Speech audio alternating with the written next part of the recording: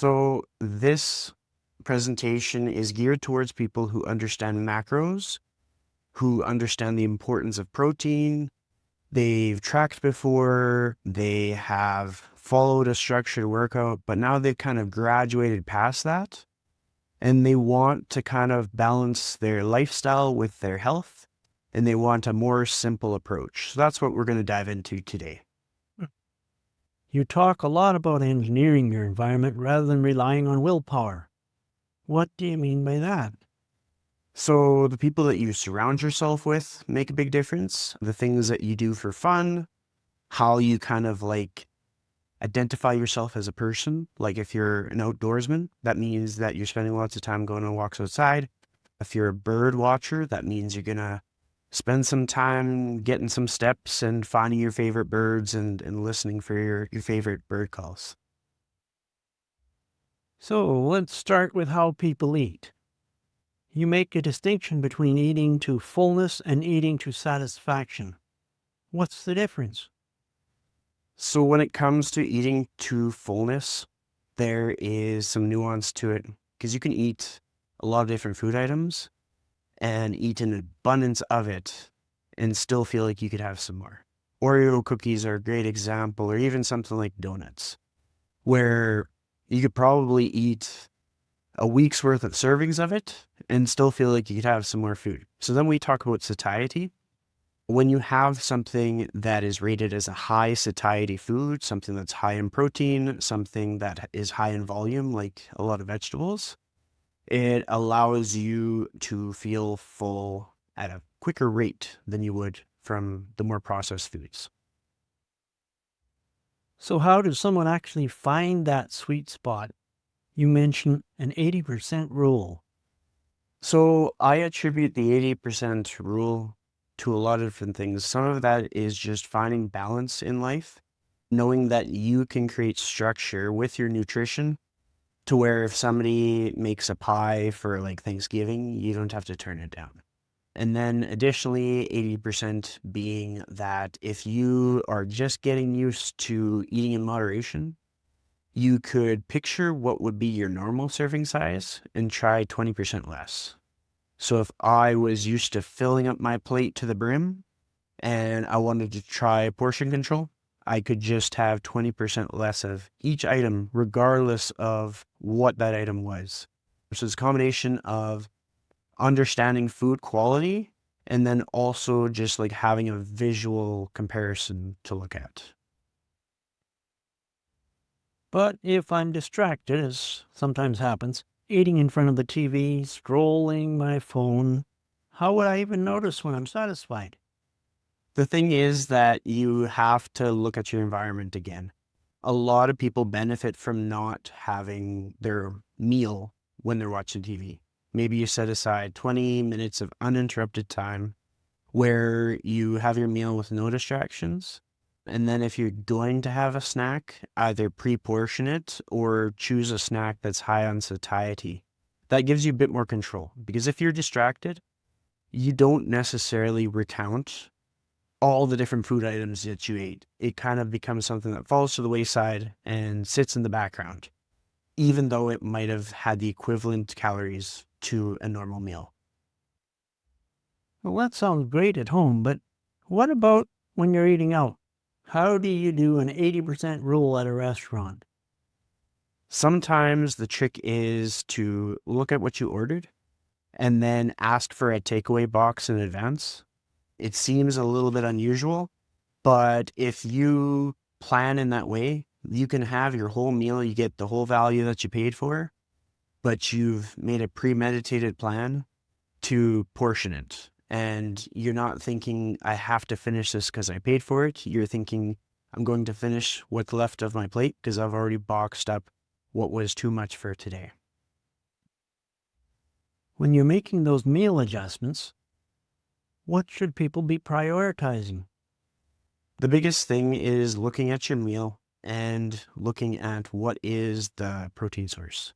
And a calculation that I'll often use with people is if you were to look at the nutrition facts of that protein source and you were to multiply the calories by 0.1, that would basically take off a digit from the calories. And if the protein amount was higher than the calories after that mathematical equation, that would be a good protein source. So for example, you could apply that to an egg. You could apply that to a lean meat. And taking that digit off the calories is going to place that protein number higher than calories times 0.1. Okay. Give me the actual numbers. How much protein does someone need? What I tend to help people gear towards is looking at their body mass in grams of protein. So if somebody was 200 pounds, even if they're looking to get leaner and maybe lose some body mass, they could still aim towards 200 grams of protein as their North Star. Now, this comes with some nuance because if somebody is used to having maybe 70 to 90 grams of protein a day, which isn't uncommon among people who kind of like fall off the tracks, maybe they're experienced with macro calculation, but they stopped looking closely, then you would take a laddered approach. So you would take what you're currently having and then look at ways to add 5 grams of protein per meal. And then over the course of the day, that might be, depending if you're adding on a snack, it could be between 15 and 20 additional grams of protein. And week by week, you could ramp it up, ramp it up, ramp it up. And over the course of maybe 4 weeks, you would make that adjustment to where your meals are a bit more high in protein, ideally whole foods, something that's a lean protein source, not necessarily loading up on protein bars or considering chicken wings and peanut butter as your ideal source of protein. And after some time, you'll have found that your protein amount increases. Your satiety will improve, but you didn't do it in a fast, stark contrast. So it feels good on your gut health as well. So, 55 grams per meal sounds doable. But are people actually hitting that, or do they just think they are? That is a good question because a lot of people will kind of overestimate the amount of protein that they're actually having. What can help is getting familiar with what portion sizes look like. So I have a precision nutrition background and they often lean towards like using like parts of your hand for a serving size, like a closed palm, an open palm, half a palm, stuff like that, just things that people are familiar with. So what I would say is just get very familiar with like some standard food items. So when you're portioning out 175 grams of Greek yogurt, just be familiar with what that looks like, or maybe you're portioning it in a cup kind of thing. And then once you kind of have that stuff standardized, then you can be a bit more accurate in your assessment as to how much protein that you've had. That's where people having a background of measuring their food can help because they've tested it at least once. But then when they can replicate that by using the same dishes, using the same kind of like measurement standards, then they can be more certain as to how much they've had. So, why is protein so important beyond just the number on the scale? The cool thing with protein is if you are deficient in protein, it's actually harmful to your immune system. So if you get more protein, you can stay healthier, like holistically. It also supports muscle maintenance and muscle growth, which either directly or indirectly benefits your brain health. Because if we think about it, like our whole body benefits from being strong. Is not necessarily like looking a certain way. It's just operating on all cylinders, being able to support all of our organ function, move pain-free, all that stuff. So protein goes far beyond just being like a gym bro or wanting to bulk up. It's a very essential item in our daily routine. So, how do you keep it simple day to day? Not everyone has time to cook elaborate meals. So my approach is I suggest kind of like there's a lot of different terms for this, but the way I look at it is if you're going to meal prep, don't worry about meal prepping specific dishes, but perhaps meal prep like a protein item. So you could look at cooking a big batch of chicken and then having it in the fridge for the next few days where you can apply it to a salad, or you could mix it into a pasta, or you could quickly whip up some vegetables and add it into a stir fry. And then there's a multitude of ways that you can get that serving of protein, but you don't have to put aside the 20 to 30 minutes to prep the protein. And then the vegetables that you're adding in don't take nearly as much time to cook. And some people might use an air fryer for something like that. Okay. So now, what about fiber? Protein gets all the attention, but you also talk about fiber. Why does fiber matter so much? Fiber is extremely helpful not only for organ function and blood flow and blood pressure, but it's also kind of like a secret weapon for people who have trouble with snacking. So if you're someone who falls into bad habits, you know how to stay on track because you're geared towards protein. If you need another guardrail to come and keep yourself on track, prioritizing whole food sources of fiber, which include not only like vegetables, fruit, but also whole grains, legumes, lentils, stuff like that. Anytime that you are getting enough fiber, it'll help with like how hydrated you feel. It will help with how full you feel. It'll help with like bowel movements, as many people assume. And ideally, you want to get as much of your fiber from whole food as possible without having to lean on supplement alternatives, because you'll see all kinds of different fiber products, but the quality of fiber is not always that great because, again, it becomes a bit more of a processed product than a nutrient-dense product. So, what's the simplest fix for someone not getting enough fiber?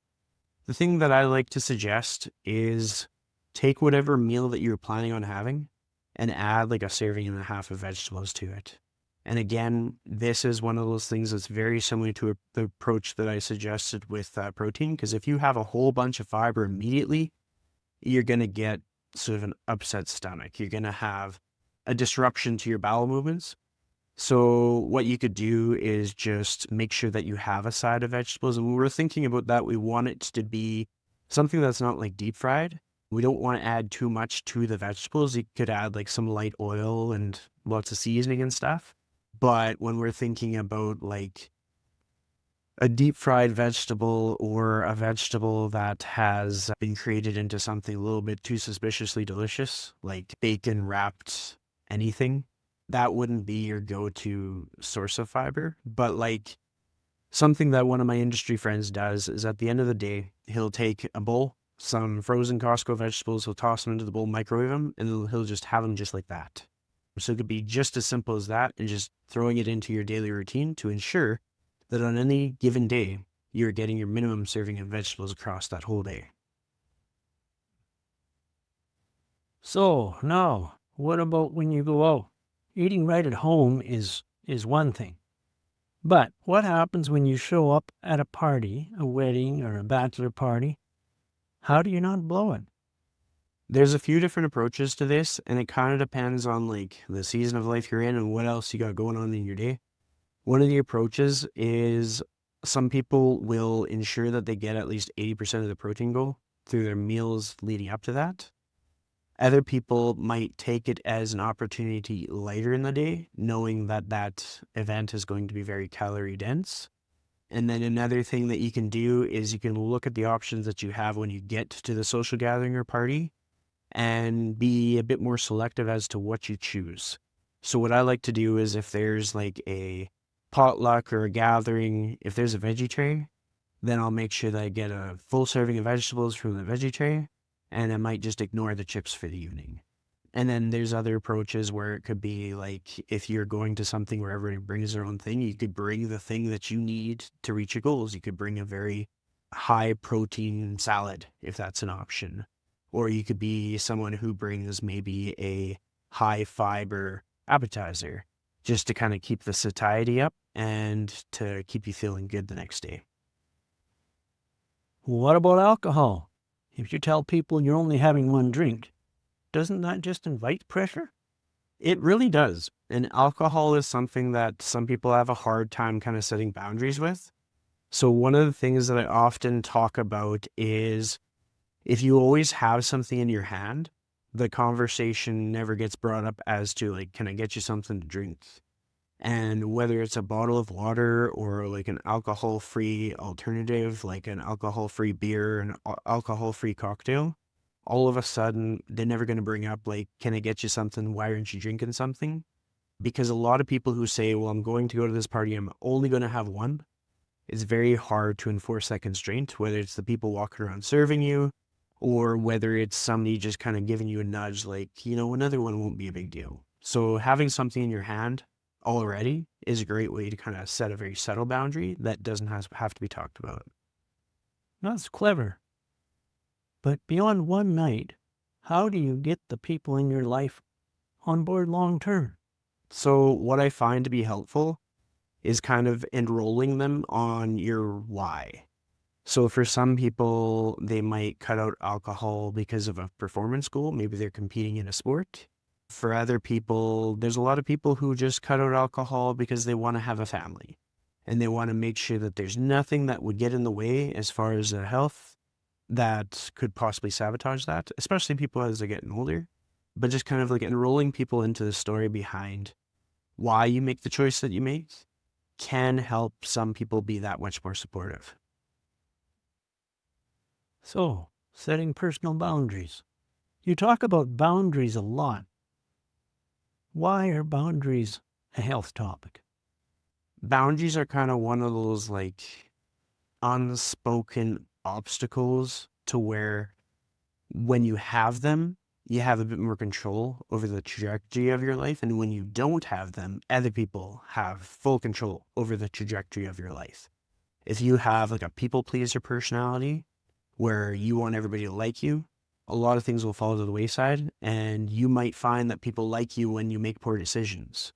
Whereas if you set really good boundaries and people are like, oh, like have a drink or, oh, you could have that piece of cake, and you're able to kind of set a line between like what you want to do that day and what you don't want to do that day, it helps to keep you on track. And all of that is in knowing yourself enough to know who you are and how you show up in the world, and knowing that you don't have to please everybody.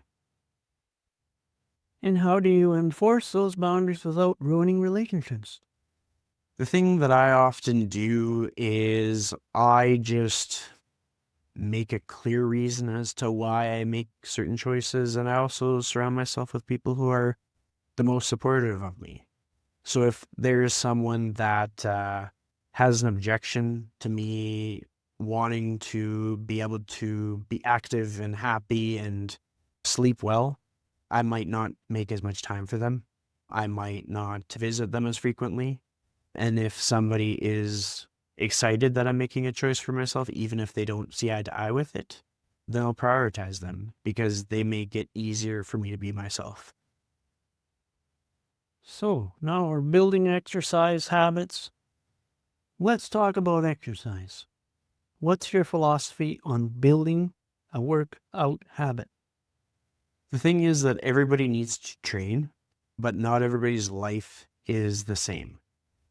So I often like to make it as much a part of who you are as possible. So everything from parking far away, that could be a part of your exercise and activity, or it could be like the physical tasks that are part of your day. Sometimes people are quick to find like the path of least resistance to physical labor. They might use machinery or they'll use like a quad or something. But if you have an opportunity to make your tasks just a little bit difficult for the sake of adding some resistance training, then I tend to steer people towards that. Like if somebody's shoveling their own snow and it's completely pain-free, that's not a bad thing. And you can kind of count that into some of their exercise. The other side of the equation is helping people understand that just because they're used to a structured 60-minute workout uninterrupted doesn't mean that a multi-stay 15 minutes 15-minute 15-minute 15-minute workout routine would be a bad thing. Like if you found you had to do part of your workout right when you got out of bed, part of your workout between breakfast and lunch, part of it in the afternoon, and part of it before you go to bed, there's no harm in that, and you'll still benefit just as long as you're consistent with that process. What about people who genuinely can't find the time? Busy parents, long work hours? So when it comes to that, you just have to be creative. You don't necessarily have to have your workout in the gym. You don't have to have your workout in the same time every single day, but you can identify the things that you would do that you would define as making you busy and start finding ways to make those things more active. Everything from having a walking treadmill at your desk when you're doing your work to maybe joining a stroller size class if you're a parent. You can also look at ways to make your social activities into active activities. So a lot of people will have to catch up for a meeting with somebody, or they will want to just connect with people in their life. And if you can make every connection that you have into an active connection, whether it be going for a walk, going for a run, maybe working out together at a fitness class or something like that, that can make it easier to start to find time to work out. You mentioned something called NEAT. What is that and why should people care? So NEAT is called non-exercise activity thermogenesis, and it attributes to all the activity that we get outside of structured exercise. One of the good things about NEAT is it makes a big difference, not only in our health outcomes, but in just how we feel in general. So NEAT could be keeping an eye on just your overall step count. It can also be giving yourself credit for the fact that some of your routines might be inefficient. There's a lot of people who will pick up a phone call and they'll kind of wander around the house. That's not a bad thing. It increases NEAT. There's other people who might choose to take the long way when they're going through a store. Maybe they go through a store and they have to go through all the aisles, even though they know that exactly what they need is in aisle 12. There's also people who tend to fidget around more. They will often have a higher NEAT, and where one person might say they have a higher metabolism, it's just that their body, their energy balance is higher, so it's easier for them to hit a caloric deficit. And so if somebody else wanted to kind of mirror that, if they got into a routine where they had a natural way that they moved more, whether it was just walking around the house, wandering, pacing, etc., then that would help them stay on track. So, what you're saying is you can boost your NEAT without overhauling your whole life. Exactly. One of my favorite ways is I have a Park Far Away club that I have people enroll in. There's no membership fee. You simply park far away, and it doesn't take up too much more time in someone running their errands. And if you have multiple stops to make in your day-to-day adventures and you're parking far away for each one of them, it can increase your step count across the board. And if you keep that consistent, that's one less thing you have to think about when it comes to exercise and activity.